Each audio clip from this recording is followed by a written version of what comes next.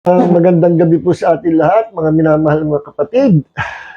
Good evening sa ating home church, Jesus Christ the Living God World Outreach Ministries.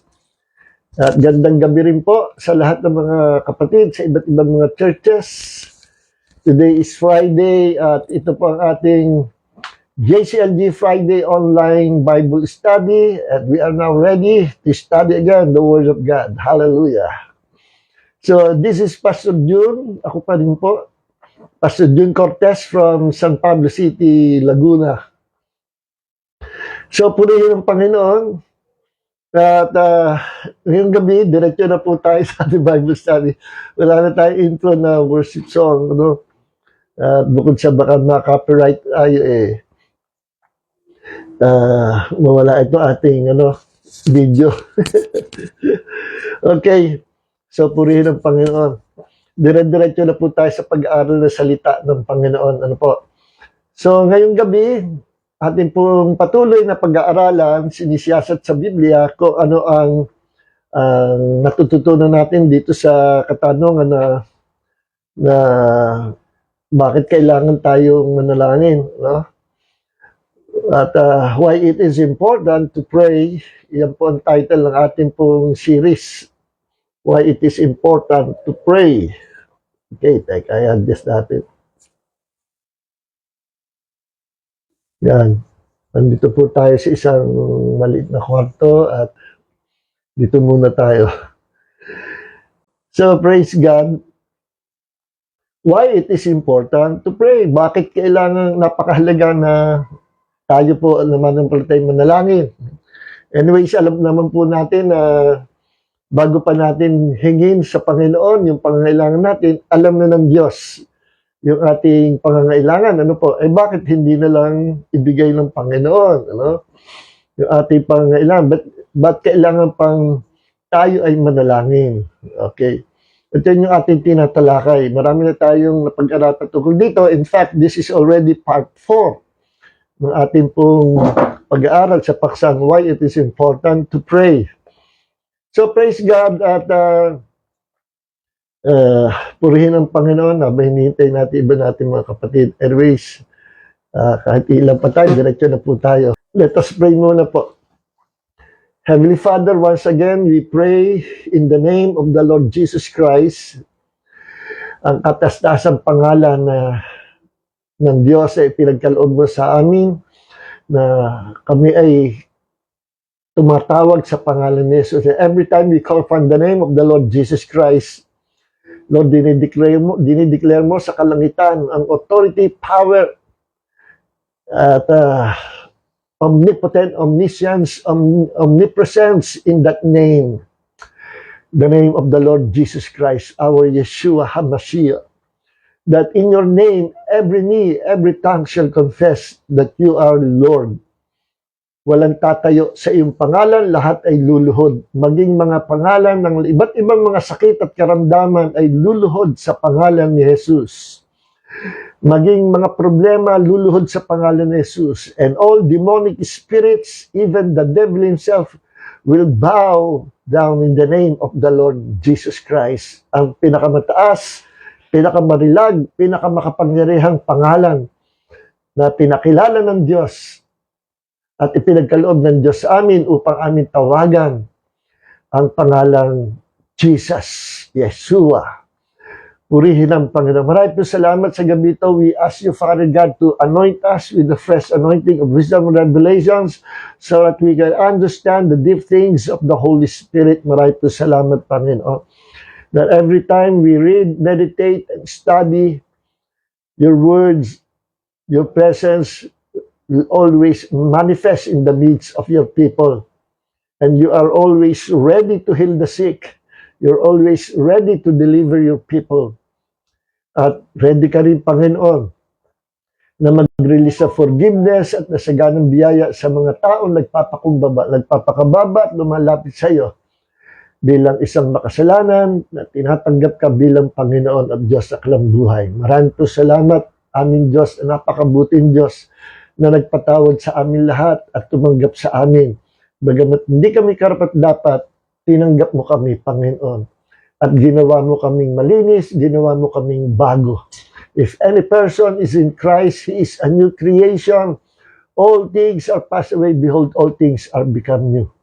Maraming salamat, Panginoon, na kami ay pinanganak sa iyong kaharian. In the name of the Lord Jesus Christ, be all the glory, now and forever. Amen, amen. Hallelujah. Why it is important to pray? Okay. So, bakit mahalaga ang manalangin? At last week, sinagot natin yung katanungan na bakit kailangan manalangin? Although, kailangan naman ng although alam na ng Panginoon, bago pa natin hingin yung ating pangangailangan, ano? Ba't kailangan pang manalangin? Hindi ba, bakit hindi ibigay na lang, no? At merong isang katanungan na ating pinag-aralan nung last week, o nung Tuesday, ano, na binalansin natin yung dalawang school of thought, matandang school of thought, na yung isang school of thought, ang sabi, God is sovereign, na kung anong gusto niyang gawin, pwede niyang gawin, kaya niyang gawin, no? Kaya kahit ka daw hindi manalangin, ay tutugunin ka ng Diyos. Kahit hindi ka humingi, sapagkat alam ng Diyos pangailangan mo, tutugunin ka ng Diyos. So, yun yung isang school of thought, no? So, lumalabas sa school of thought na yun, ay kahit hindi ka mag-pray, no? Kung ano yung pangailangan mo, bibigyan ng Panginoon. Totoo kaya yun. No? So, kung ganun ang mangyayari, ba't pa nga tayo kailangan mag-pray? Ganun pala ang nature of God na before we pray, o kahit hindi ka manalangin, ibibigay ng Diyos yung pangailangan mo. So, bakit kailangan mag-pray? Kaso sinabi ng Panginoon na pray without ceasing. No? Maging sa kanyang mga lagad, sinabi ni Jesus na palagi kayong mananalangin. No? At bago arestuhin nga si Jesus sa Garden of Gethsemane, sinabi ni Jesus kay John, Peter, James na manalangin kayo para huwag kayo pumasok sa temptation. Yun ang sabi niya, kaso laging tulog.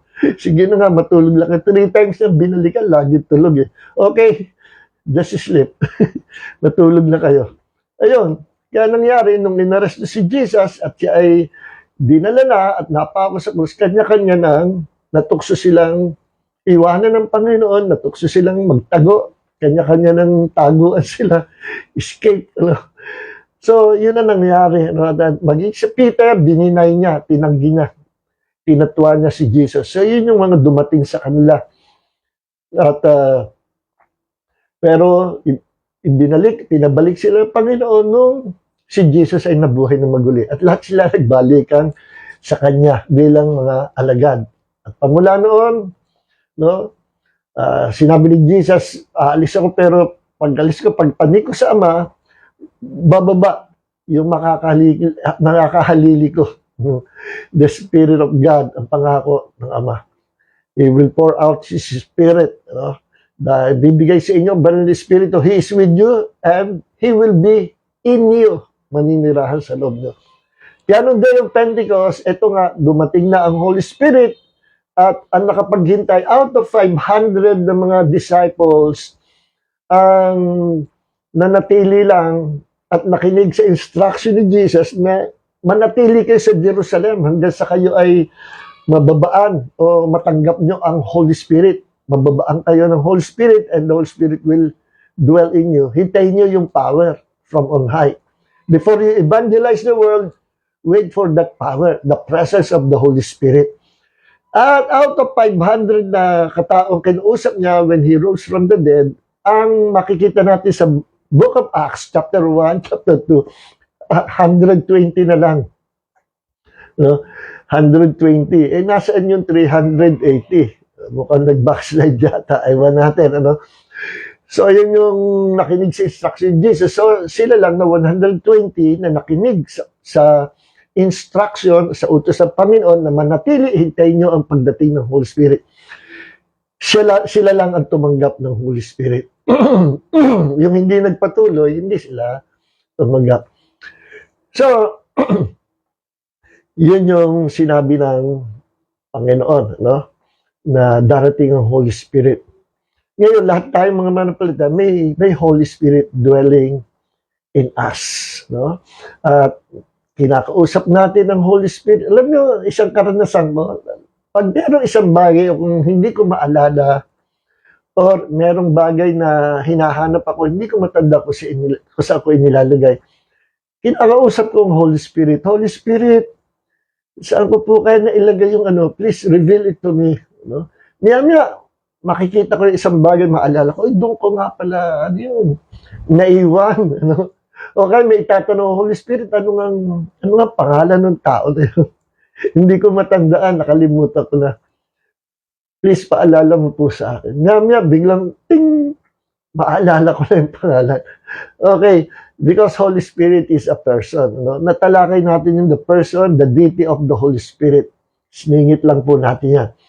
So, ngayon, nung si Jesus ay nagturo sa kanyang mga alagad at sinabi niya na kailangan lagi kayong manalangin. No? Tinuturo niya pananalangin. Nag-example siya ng pananalangin. Kung kayo mananalangin, ganito. Our Father who art in heaven, tinuruan niya ka ng mga alagad na manalangin.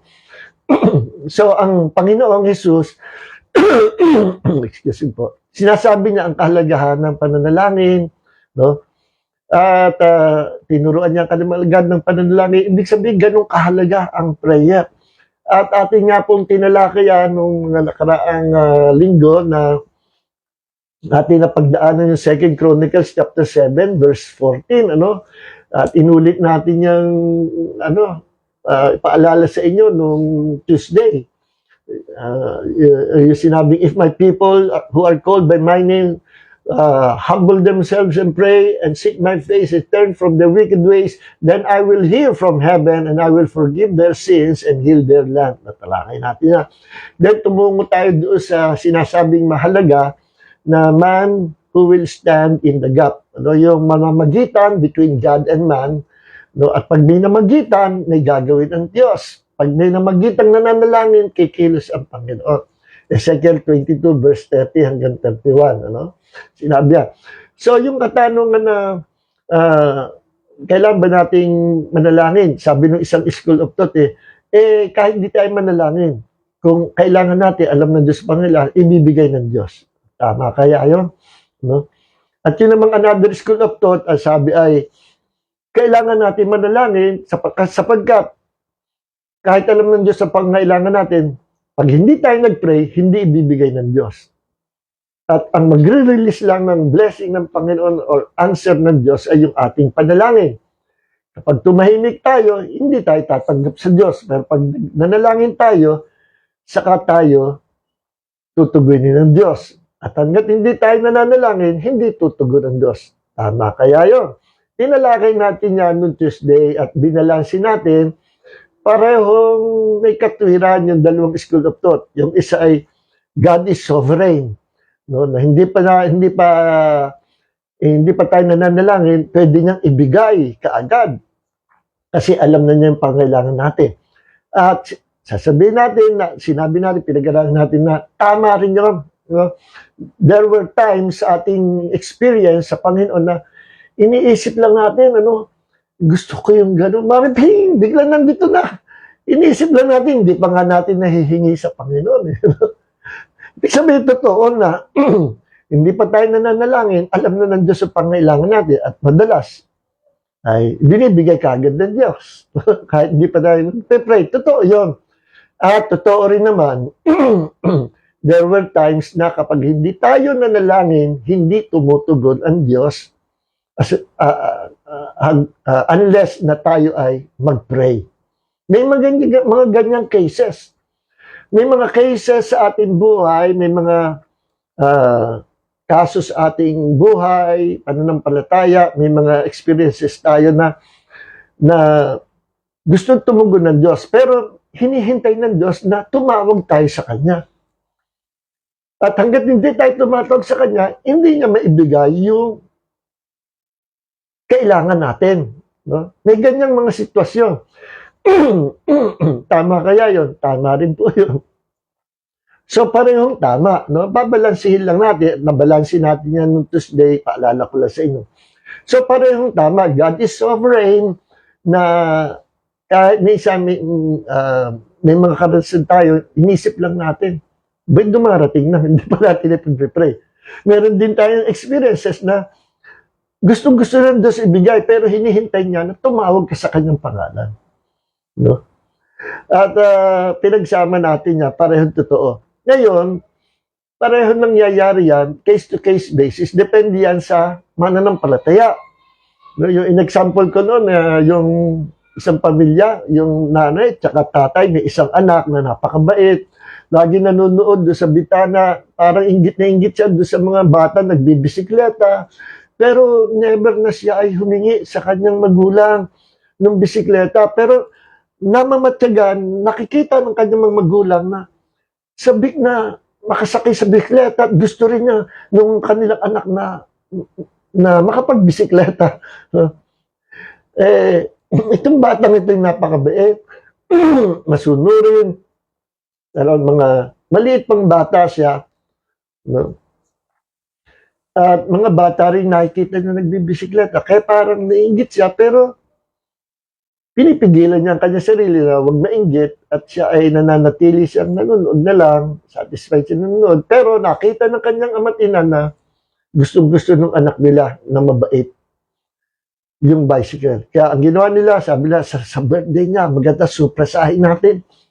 Oo nga, ibili natin ng bisikleta. Ayun, dahil sa yung bata ay mabait, hindi naman siya humihingi, pero biglang surprise, niregaluhan siya ng kanyang nanay at tatay ng bicycle. Tuwan-tuwa yung bata. Sabi na, paano niya nalaman? Gusto ko ito, ng bicycle. Kasi nakikita nila. At reward yun sa kanya kasi mabait siya. Masunurin, at malambing, at mabait na bata. No? So, ganyan din tayo. May mga Kristiyano talagang yung kontento, satisfied siya sa presence of God, hindi siya humihingi ng anumang bagay na malalaki, basta kung ano ibigay ng Panginoon, at ang Kristiyano yan ay sumusunod sa Panginoon. Therefore, hindi pa niya nahihingi, ibinibigay niya ng Panginoon. May mga ganyang Kristiyano, may mga ganyang cases. No? Pero may mga times din naman na we need to pray. No? That unless we pray, hindi darating ang tugon ng Panginoon. May mga ganun. So magkakaiba tayo ng level ng pananampalataya, magkakaibang level ng obedience, magkakaibang level din ng spiritual growth. Iba-iba rin ang personality natin, character natin, attitude natin. So depende ang Diyos ang nakakaalam. Basta pareho yan totoo. No? May mga times na hindi pa natin nasasabi sa Panginoon dahil tayo sumusunod sa Panginoon, binigay kagad ng Panginoon before we pray. Meron din namang cases na hindi pa tayo meron tayong hinihintay na blessing, pero ayaw natin manalangin. Nung nanalangin tayo, binuhos ng Panginoon. Okay, so pareho. But sa ating pong pag-aaral, binibigyan natin tindi ang importance of prayer. Bakit kailangan tayong tumawag lagi sa Panginoon? At ang number one ating pinag-aralan, man has prevailed or freedom to choose. Meron tayong kapangyarihan na pumili, and there is power in choosing. There is power in our choices. Kung ano yung pinili mo, kasi yun yung pinaniniwalaan mo. No? At kung ano yung pinaniniwalaan mo, yun yung pinagkakatiwalaan mo. At kung ano yung pinaniniwalaan mo, pinili mo, doon ka nagtitiwala. So, ano mang piliin natin sa mundong ito? Kasi yun yung pinaniniwalaan natin. At in example natin dyan, si Adam and Eve, bakit nila pinaniwalaan, bakit nila pinaniwalaan yung sinabi ni Satanas? Na pag kinain niyo yung forbidden fruit na yan, hindi kayo mamamatay. Sabi ng Diyos, pag kinain niyo yan, surely you will die. Pero mas pinaniwalaan nila si Satanas kaysa sinabi ng Diyos. So ano nangyari? Pinili nila na sumama kay Satanas. Pinili nila na sundin yung sinasabi ni Satanas. Bakit nila pinili? Mas naniniwala sila kay Satanas. See? So, diyan magka-connect na talaga. What you believe is what you will choose. See? Kaya kung naniniwala ka, tiwala ka, that Jesus can save you from eternal hell, eternal lake of fire, no? If you believe Him, that He will give you eternal life, you will choose. You will choose Jesus to be your Lord, your God, and your Savior. Kasi sa Kanya ka naniniwala. See? So, lagi magkakonekta yung believe, our faith, at saka yung choices natin. Okay? At kung ano yung choice natin, yun po yung whether it is good or bad, whether it is blessing or curse, parehong mangyayari kung ano dyan ang pipiliin mo. Pinili mo yung pagpapala, it will come to pass. You will experience that blessing. Pinili mo yung curse, you will experience that curse. No? Pinili mo ang Diyos, makakaranas ka pagpapala sa Diyos. Pinili mo si Satanas, makakaranas ka ng masama kay Satanas. So, we are free moral agent with freedom to choose our destiny, with freedom to choose what we want to choose. At meron tayong kasabihan, God will allow what you will allow. Kung ano yung pinahintulot mo, ipahihintulot ka ng Diyos. Kung ano yung pinili mo, iyan ang ibibigay sa'yo ng Diyos. At ibigyan natin example in Numbers chapter 14 verse 28. Remember, yung mga Israelites sa wilderness for 40 years reklamo kay Moses, reklamo sila, sinisisi nila si Moses, sinisisi nila ang Diyos, but sila dinala sa wilderness at sila ay pinapapunta ng Diyos sa promised land, pero on the way to the promised land, lagi nilang kino-confess, sinasabi, hindi kami makakapasok sa promised land. Ibalik mo na kami, Moses, sa lupain ng Ehipto. Buti pa doon. Hindi sila marunong magpasalamat. Hindi sila marunong magpuri sa Panginoon. Puro reklamo doon. Kaya napundi na ang Diyos. Doon sa 40 years na kasama ng Diyos, laging negative declaration, negative confession ang lumalabas sa kanilang bibig. Kaya sabi ng Panginoon, Numbers chapter 14, verse 28, Moses, sabi mo sa aking bayan, kung ano yung lagi sinasabi nila sa kanilang bibig, sa aking pandinig, yun ang papangyayarihin ko sa kanila. So, nangyari, lahat sila hindi nakapasok sa promised land, except in-spare ng Diyos yung mga bata na ibinigay ng Panginoon kay Joshua at Caleb at pinalaki ni Joshua sa pananampalataya, yung bagong generation at yung mga bata na yun yung naglakihan, sila yung generation na nakapasok sa promised land. See? Sila yung generation na umikot doon sa walls of Jericho at bumagsak yung walls of Jericho. Yung kanilang first city na kanilang na-invade, the city of Jericho. Paano nila napasok? Paano sila nagtatagumpay sa lahat ng labanan? Naging masunurin sila sa instruction ng Diyos. Kaya ang susi ng victory is to listen and to apply the Word of God. Okay. So ngayon, tayong mga manampalataya, sapagkat we are free moral agent, no? Na kung anong piliin natin, yun ang pararangalan ng Diyos. At ang gusto ng Panginoon, pinapaubaya sa atin. No? Hindi lalagpasan ng Diyos yung ating choices. Kaya kung ano yung choice natin, yun ang ibibigay ng Panginoon.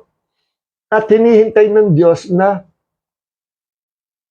bigkasin natin, sabihin natin sa kanyang harapan kung ano yung pinipili natin. Kaya kapag tayo nanalangin, sinasambit natin ang prayer sa Panginoon, yun ang choice natin. Yun ang gusto nating mangyari. At ating ine-express sa Diyos yung nilalaman ng ating puso. That is prayer. At yun ang gusto ng Panginoon. Ipahayag mo, ano bang gusto mo mangyari? No? Sabihin mo sa akin. Sabi nga ng Panginoon sa aklat na Isaiah, remind me Paalalahanan mo ako. Ipaalala mo sa akin. Kailangan sabihin natin sa Panginoon kung ano yung gusto natin. Sapagkat kung ano yung gusto natin na ating sasambitin sa Kanya, sa prayer, yun ang ibibigay ng Panginoon. Kasi kung ano yung sabihin natin sa Kanya, yung kasi yung choice natin na gusto natin mangyari. Tandaan nyo yung meron dalawang bulag na lumapit kay Jesus. Alam ni Jesus na bulag. At sabi ni Jesus, anong gusto nyo? Lord, bigyan nyo po kami ng gusto namin makakita. Talaga? Naniniwala ba kayo na kaya kong gawin? Yes, Lord. Amen. Okay. Binigyan ng Panginoon ng paningin yung dalawang bulag. Nakakita sila. Kasi sinabi nila sa Panginoon kung ano yung gusto nilang mangyari. At lagi rin sinasabi ng Panginoon sa mga may sakit lumalapit sa Kanya. Meron din bulag na lumapit sa Kanya. Sabi ng Panginoon, alam na nga niya na bulag, pero tinanong pa, anong gusto mo mangyari? Gusto ko po na ako'y makakita. No? Sabi ni Jesus, mangyari ang ayon sa iyong paniniwala. Isa sa favorite expression ni Jesus, mangyari ang ayon sa iyong pananampalataya. So kung ano yung ating sinasabi sa Panginoon na mayroong pananiwala o pananampalataya, yun ang papangyayarihin ng Diyos. Yes. Kung ano yung sinasabi natin sa Diyos na may paniniwala tayo, yun ang papangyayarihin ng Diyos. Sapagkat ang prayer na tinutugon ng Diyos ay prayer na merong paniniwala, may pananampalataya. Magka-partner lagi yan, faith plus prayer. Prayer plus faith. No? Kaya kapag tayo nanalangin, sinabi natin yung gusto natin mangyari. Lord, ganito, ganyan, ito yung ganito. Ine-express mo kung ano yung gusto mangyari. Tutugunin tayo ng Diyos. Kaya sabi ko sa inyo, kung ano yung sinasabi mo sa harapan pandinig ng Panginoon, yung kasi yung pinaniniwalaan mo. At kung ano yung sinasabi mo, yung kasi ang choice mo na gusto mo mangyari. Yun yung gusto mo mangyari. Okay, pupunta tayo sa medyo malalim. Kapag ikay nananalangin, paano ka kung manalangin? Sinasabi mo ba sa Panginoon lahat ng problema mo, lahat ng kahirapan mo, lahat ng sakit mo? Ganito ka ba kung manalangin, Panginoon? Ako'y nananalangin sa iyo kasi hirap na ako sa problema ko. Puno ako ng problema. Lahat na yata ng problema sa buong mundo na absorb ko. Pahirap ako ng pahirap. Lagi ako walang pera. Lagi akong parang mukhang pulubi. At lagi akong nagiging masasaktin. Lahat ng problema mo sinabi mo sa Panginoon. Susi sa powerful prayer, sabihin mo sa Panginoon yung gusto mong mangyari. Tell it in the name of Jesus. Tell it to God in the name of Jesus. Ano ba gusto mong mangyari? Kasi kung ano yung sasabihin mo sa Panginoon, gusto mo mangyari, yun yung tutugunin ng Diyos. Pero bakit yung manalangin ka, ang sinasabi mo, puro problema. Lord, pahirap ako ng pahirap. Wala na akong makain. Wala lagi akong pera. Nagiging masasaktin ako. Panginoon, lahat ng problema sa mundo, dumaan yata sa akin. Natatabunan na ako ng problema. Yan ba yung gusto mong mangyari? So be it. Kaya kung anong uri ng prayer mo, kung ano yung sinasabi mo sa prayer mo, yun ang papangyayarihin ng Panginoon. Kaya parami ng parami yung problema, palaki ng palaki. Kasi, kumbaga sa halaman o sa itinanim mong bulaklak, dinidilig mo. Dinidilig mo ng tubig. The more na diligin mo yung itinanim mong binhi, the more na ito ay lalaki at magbubunga. Kasi dinidilig mo. So sa paulit-ulit na pagsabi natin sa Diyos ng mga problema, no, dinidilig natin yung mga problemang yon at lalo yung lalaki. Don't magnify your problem before God. Ano ibig sabihin? Wag mong itataas, wag mong gagawing mukhang napakalaki ng problema mo na wala nang magagawa ang Diyos. Wala kang magagawa, walang magagawa kahit sino. Minsan ganun manalangin ang tao eh. Out of desperation, desperado na, sinasabi, oh, wala na talaga, wala nang makakatugon, wala nang mangyayari sa buhay ko. Eh, the more na sabihin mo yun ang choice mo, yun ang ibibigay ng Panginoon. Parang yung sinasabi ng mga Israel, hindi kami makakapasa sa promised land. On the way to the promised land, patay na kami lahat. Hindi kami makakarating dyan. Mahirap pumasok dyan. There are giants in the land. We cannot defeat them. We cannot conquer their land. There are giants in the land. So, anong nangyari sa generation na yun? Wala sa kanila ang nakapasok. Silang mga matatanda, hindi nakapasok. Silang mga reklamador. Sila na laging sinasambit ay problema. Hindi sila nakapasok. Sapagkat ayaw ng Diyos na tayo mananalangin sa Kanya, na wala na tayo sinasambit, kundi yung problema, yung kahirap, yung alam na ng Panginoon yan eh. Alam ng Diyos naghihirap ka. Alam ng Diyos may sakit ka. So ano ang proper way to pray? Paano tayo mananalangin? Eh di kung ano yung gusto mong mangyari, yun ang sabihin mo sa Panginoon. Huwag kang magsasabi sa Panginoon ng hindi mo gusto mangyari. Kagaya ng pag nanalangin ka, Panginoon, lagi ako may sakit. Natatambakan ako sakit, parang palala ng palala ang sakit ko. Pag sinabi mo yan, you are magnifying your problem, lumalaki na lumalaki. Di ba ang isang langgam, maliit lang, pero tapatan mo na magnifying glass, lumalaki yung langgam. Di ba? Lumalaki, na ma-magnify. Yun ang sinasabi ko. The more we confess our failure, our problems, our sickness, the more we confess it every day before God, the more na ito ay lumalaki. So, anong dapat gawin para tayo tugunin ng Diyos? So, ano bang gusto mong mangyari? To be healed? Well, lumapit tayo sa Panginoon. Lord, ganito sabihin mo. Hindi ko naman sinasabing masamang banggitin yung pangangailangan natin eh. Ang sinasabi ko, wag na kayo manalangin pa ulit-ulit na binabanggit yung problema nyo. Complaining na yun, hindi na prayer eh. So, pag lumapit ka sa Panginoon, alam ba, may sakit ka.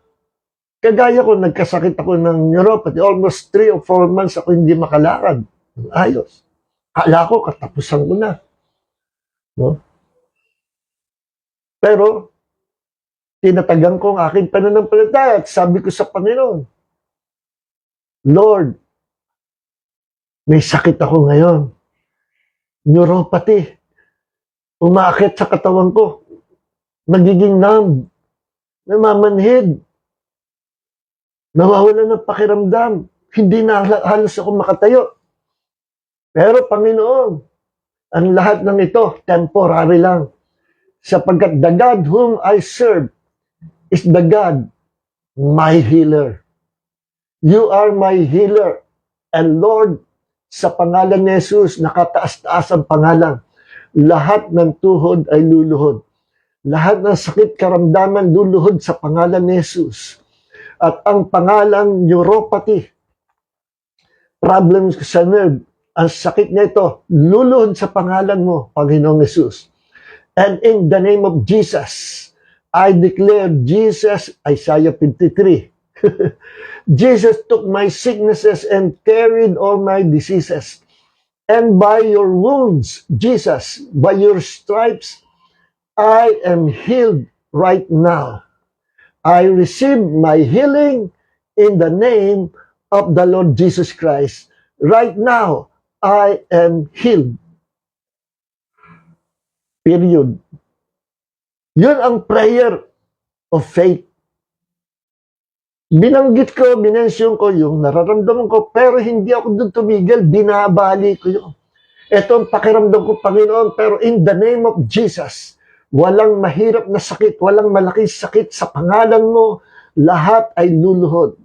walang sakit na hindi maaring hindi gagaling. Because the God whom I serve is Jehovah Rapha, the Lord that heals me. And right now, I receive my healing. Jesus took my sicknesses and carried my diseases.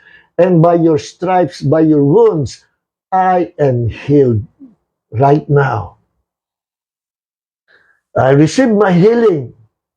Kahit hindi ko pa nararamdaman na ako'y magaling na, nagpapasalamat na ako sa Panginoon. Pinapasalamat ko na sa Panginoon.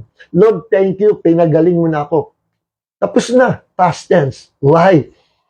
Kasi may sinabi si Jesus, may sinabi siya sa Mark chapter 11 verse 24, na sinabi niya, kung kayo mananalangin, when you pray, believe that you receive and you shall have it. When you pray, yun natin sa New American Standard Bible. Mark 11:24. Sabi ni Jesus, therefore I say to you, all things for which you pray and ask, kaya nga sinasabi ko sa inyo, lahat ng mga bagay niya inyong ipanalangin, inyong hilingin, manampalataya kayo na inyong tinanggap na. Tapos na. Believe that you have received. Yung receive, merong ed, past tense, tapos na. Believe that you have received them. Sampalatayanan yung tinanggap niyo na. Hindi yung tatanggapin mo pa lang. Hindi. That's not faith. Ang faith ay tapos na. Ngayon, right now, I receive it. No? Believe that you have received it. And they will be granted to you. That is faith. Hindi mo pa nararamdaman, hindi mo pa naranasan, pero naniniwala ka, tinugong ka na ng Diyos. Yan po yung pananampalataya. No? Ganyan ang pagkilos sa pananampalataya. So, balik tayo dito sa sa kalagahan, bakit tayo nananalangin, Number one, nung last week, nung Tuesday, binanggit natin yung God's sovereignty and man's responsibility. God is sovereign. God can do all things. Pero, yung kanyang pagiging makapangyarihan ng Diyos, nagbigay siya sa tao ng free will, freedom to choose. Binigyan niya ang tao ng responsibility na available lahat ito ang blessing. And all you have to do is to believe and to receive this blessing. Ang plano, parang ganito rin, ang plano ng kaligtasan, ang Diyos ang gumawa ng kaligtasan. Tapos na, tinapos ng Jesus ang proseso ng kaligtasan sa krus sa Kalbaryo and He was resurrected. And now seated at the right hand of the Father. Tapos na, kumpleto ang salvation. Pero hindi ka maliligtas kung hindi ka lalapit at sasampalataya sa Panginoong Hesus. See, may kondisyon.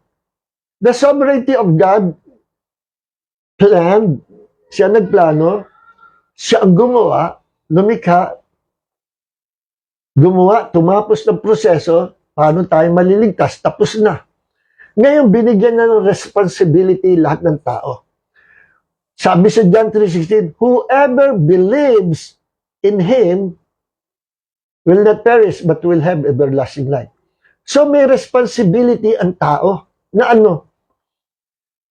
ang gagawin lang ng tao, nandiyan na yung regalo ng kaligtasan, John 3:16, binigay ng Diyos si Jesus. Ang gagawin ng Diyos, that's God's sovereignty. No? He gave His only begotten Son. That is God's sovereignty. And our responsibility, man's responsibility is to believe. Kaya sabi doon, whoever believes in Him will not perish, will not go to hell, but have everlasting life. So dito makikita natin na balanse ang Diyos. He is a sovereign God. At the same time, He gave man responsibility na gawin, sundin, kung ano yung pinagagawa ng Panginoon at kung ano yung gusto ng Panginoon. Binigyan ng Diyos ang tao ng responsibility to obey. To obey Him, to follow Him. Hindi tayo parang robot. Okay?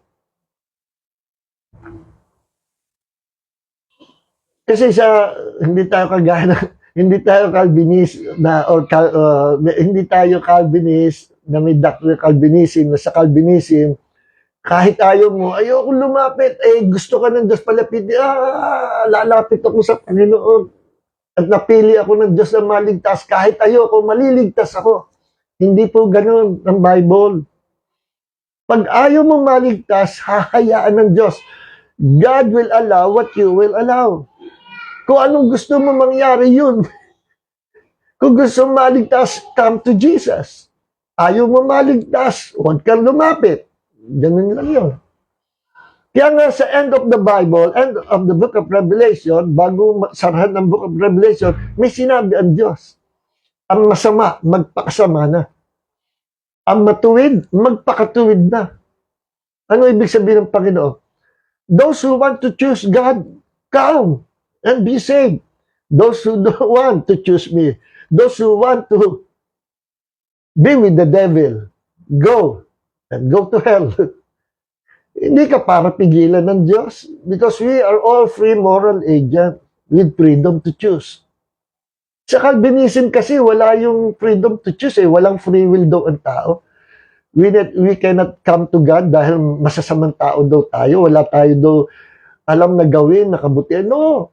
Kahit ang mga pusakaw dyan na magnanakot, mga sindikato, mga masamang tao, marunong gumawa ng kabutihan. Lahat, masama o mabuti, paminsan-minsan, sila'y marunong din gumawa ng kabutihan. Pero ang problem, kapag hindi ka pa pinapanganak sa kaharian ng Diyos, lahat ng kabutihan gagawin mo sa harapan ng Diyos parang maruming basahan. Sabi sa aklat ng Isaiah.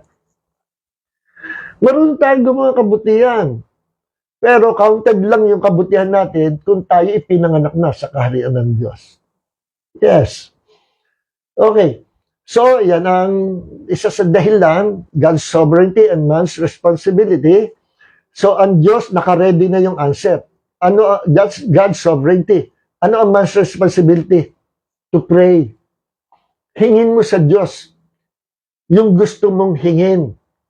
At kung hihingi ka, merong pananampalataya.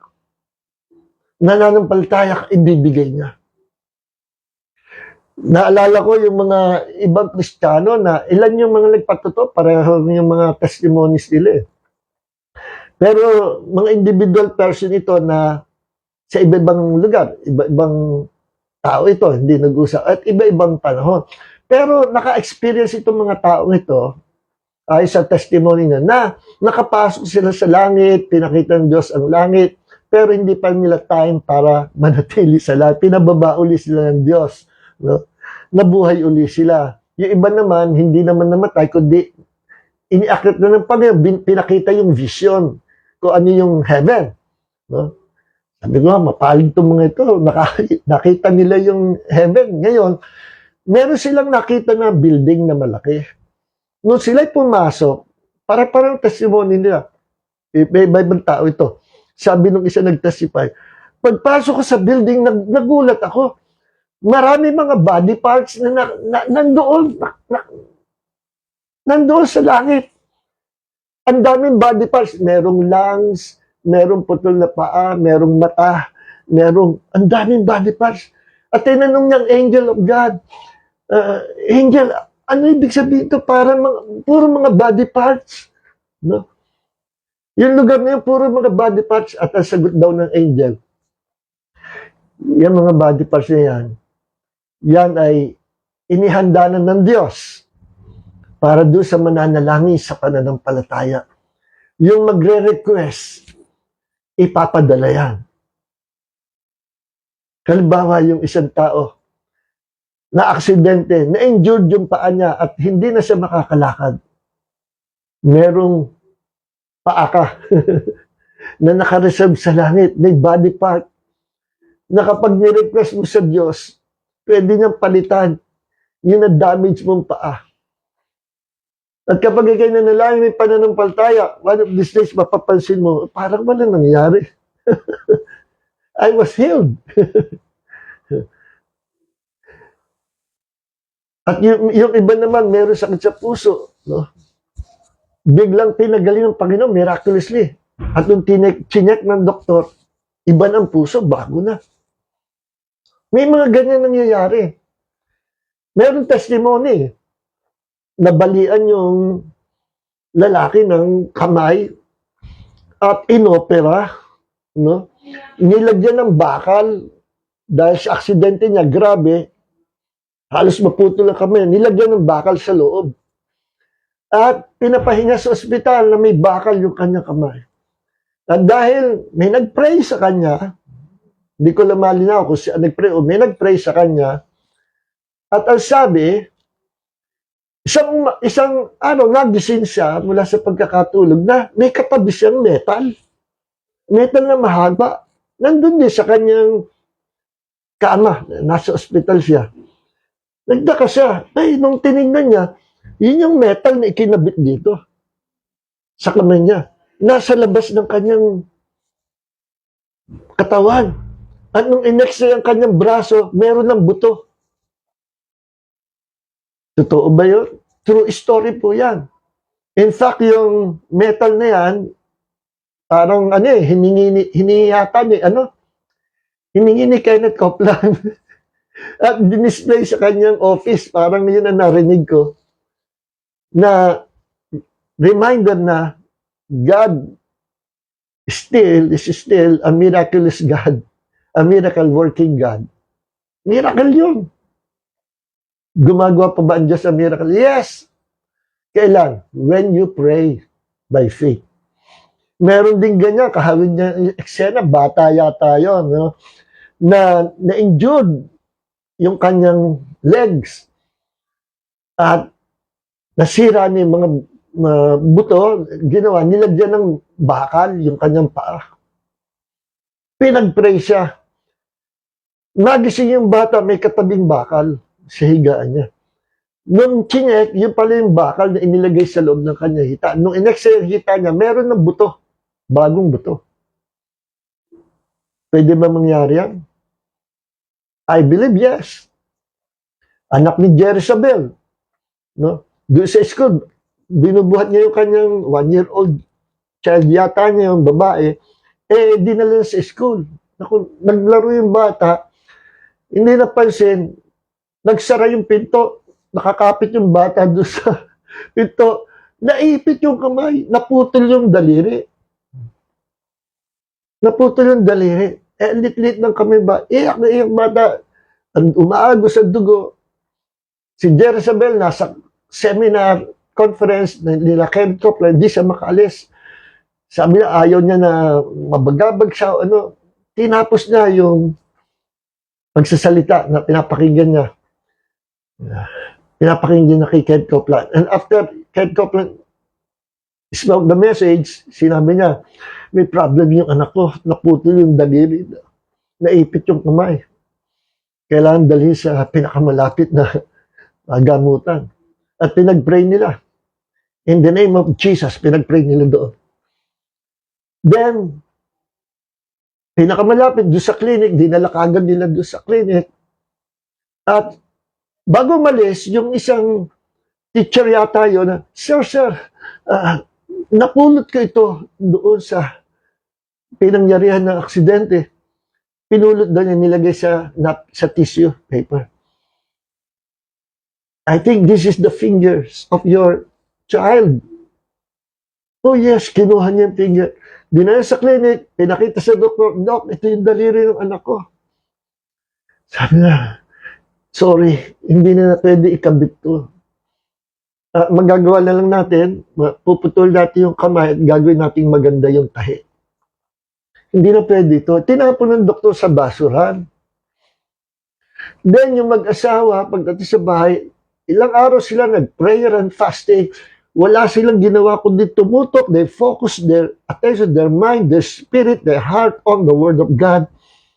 Doon lang sa salita Diyos, sa focus nila sa pananalangin, sa pangako ng Panginoon that God is a healer. He's the Lord who heals you. No? He sent His word and healed them. I am the Lord who heals you. Sabi ng Panginoon. At yung mga scriptures about healing, nirepaso nila.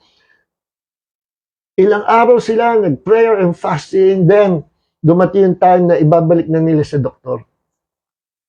Binalik nila sa doktor, tatanggal yung bandage. Nung tinanggal, sabi ng doktor, oh my God, what happened? What happened? Sabi ng doktor, you saw it, right? You saw it. Nakita nyo, di ba? Nakita nyo, tinapon ko sa basura. Yes. Eh, ano ito? Buo yung daliri ng bata. May daliri. Di ba nakita nyo, tinapon ko sa basura? Paano nangyari ito? Nagkaroon ng daliri yung bata. That's a miracle. Nangyayari pa ba yun? Yes. Absolutely. Yes. Kung hindi mo lilimitahan ang Diyos, hindi lilimitahan ng Diyos ang kanyang magagawa sa buhay mo. Sabi ni Jesus, Mark chapter 9 verse 23, if you can believe, all things, hindi sinabing few things. If you can believe, all things are possible to you who believe. If you can believe, all things are possible to you, to Him, to us who believes. See? Totoo po yan. Kahit yung pinaka-imposibleng bagay, pwede mangyari. Merong pinag-pray ako several years ago. Kanina ko lang nabasa yung kanyang testimony doon sa account ko ng FB na hindi ko na nabubuksan masyado. Eh, natabunan yung message niya. Nung nabasa ko, ang ganda pa ng testimony itong kapatid na ito. Member siya ng church namin na several years ago, I think that was 2018 pa yata yun, nangyari, na pinapray over niya yung kanyang pamangkin na nahirapan niya ito, huminga at nangingitim. Masama ang lagay. I think, problem sa heart yun. No? At laging nangingitim yung bata. At laging may problem yung bata. Eh, hirapan niya itong huminga o ano. So, ang nangyari, dinala sa church, pinapray over sa akin, pinag-pray ko, nag-message siya na kanina ko na tingnan uli, nabasa. Tagal na pala nito. At nakalimutan ko na halos, pero nabasa ko pala yan noon, nakalimutan ko na. At in fact, sabi ko doon sa kapatid, testify mo ito sa church para marami ma-bless. Kasi sabi niya, kung tuwan-tuwa po, Pastor, una nagpapasalamat po ako sa Panginoon natin na pinagaling yung pamangkin ko. Kasi nung siya bumalik sa doktor, after na pinag-pray natin sa Panginoon, eh, nagulat po yung doktor. Okay ang heart niya, okay lahat, okay sa kanya. At healed na yung pamangkin ko. At pamula noon hanggang ngayon, hindi na siya nangingitim. Hindi na siya nahihirapan. Completely healed by the grace of God. Sabi ko, kapatid, testify mo yan. Kung bakit hindi ko na naalala at hindi ko rin baka hinintay ng kapatid na tawagin ko siya, nakalimutan kong pangalan. So, nangyari matagal na, pero purihin ang Panginoon. So, praise God. At nagtatrabaho pa ako sa Channel 7, lagi ko testify ito na merong babae lumapit, pinapaampun na yung kanyang anak, 1-year-old anak na babae niya, doon sa kumari niya, ka-office mate ko, iyak siya ng iyak, may taning na kasi buhay niya, meron siyang cancer sa blood, leukemia, ilang months na lang daw itatagal niya. Pinag-pray namin, tumanggap sa Panginoon. After we prayed for her, after, I think, 10 years, bumalik. May nagmanong bata sa akin. Sino? Inala ko ba ito? Brother Ness, nakalimutan mo na. Uy, gusto na, ikaw pala, long time no see. Sino ba? Tanda mo yan yung anak kong karga-karga ko doon. Yung muntik na ako mamatay. Kamusta ka na? Healed na ako. Malusog na malusog ako. Pinagaling ako ng Panginoon several years ago. See? Cancer of the blood. Nangyayari pa ba yan? Yes. Because the God whom we serve is the Creator. of heavens and earth, the creator of our physical body. Wala na pala tayong time. So mga kapatid, ito, tapusin natin to, no? Binigyan tayo ng Panginoon ng bakit tayo kailangan manalangin. Binigyan ng Diyos ang tao ng authority. Naku, saka natin talakayin nga ito, haba pa tayo. Wala na po tayong time. So, ngayon, yan ang kahalagahan, ano? Bakit kailangan tayo manalangin? Gusto ng Panginoon. Kung anong gusto natin mangyari, sabihin natin sa Kanya. Kaya, huwag mo sasabihin lagi yung sakit mo, yung kahirapan mo. Yan ba yung gusto mong mangyari? Huwag mo sasabihin. No? Ang sabihin mo, ano ba gusto mong mangyari? Gumaling. O hindi, sabihin mo sa Panginoon, Lord, gusto kong gumaling. At gagalingin mo ako. At ngayon nga, pinagaling mo na ako. No? Kung babanggitin mo yung problem mo, Lord, ito po yung problem namin, ng pamilya namin, banggitin mo once. Then, baliin mo yun sa pamagitan ng kanyang pangako. Pero sinabi mo, Panginoon, sa iyong salita, that you will never leave us nor forsake us. Anumang labanan ito, anumang problema ito, in the name of Jesus, kasama ka namin. At ikaw, O Panginoon, ang Panginoon ng hukbo. At ikaw, Panginoon, ang makikipagbaka. You will fight our enemies for our sake. The battle is of the Lord and victory is for us. Ganun na sasabihin natin sa Panginoon. No? Ganun na sasabihin natin. At yung iba na, Lord, hindi po ako makalakad. Everyday palakad. Ako, muntik na ako matempt, matukso noon eh. Kasi everyday, ramdam ko, merong pagtaas ng level ng numbness sa aking katawan. Parang kinakain yung katawan ko, yung kamay ko, tsaka yung paa ko. Everyday, tumatas at tumatas. Lala mo na, sabi ko, within 2 months, mukhang wala na ako nito. Nakain na ako nito, sakit na ito. Everyday, paano kung sasabi ko, Lord, araw-araw, tumataas ang level ng neuropathy ko. Araw-araw, lumalala ako ng lumalala. Gagaling kaya ako noon? Is that prayer of faith? No. That's not prayer of faith. Ang prayer of faith, dinideclare mo ang pangako ng Diyos. At instead of that, I said to the Lord, Lord, ano man naranasan ko ito, ano man numbness ito, ano man sakit ito, neuropathy, you will bow down in the name of Jesus.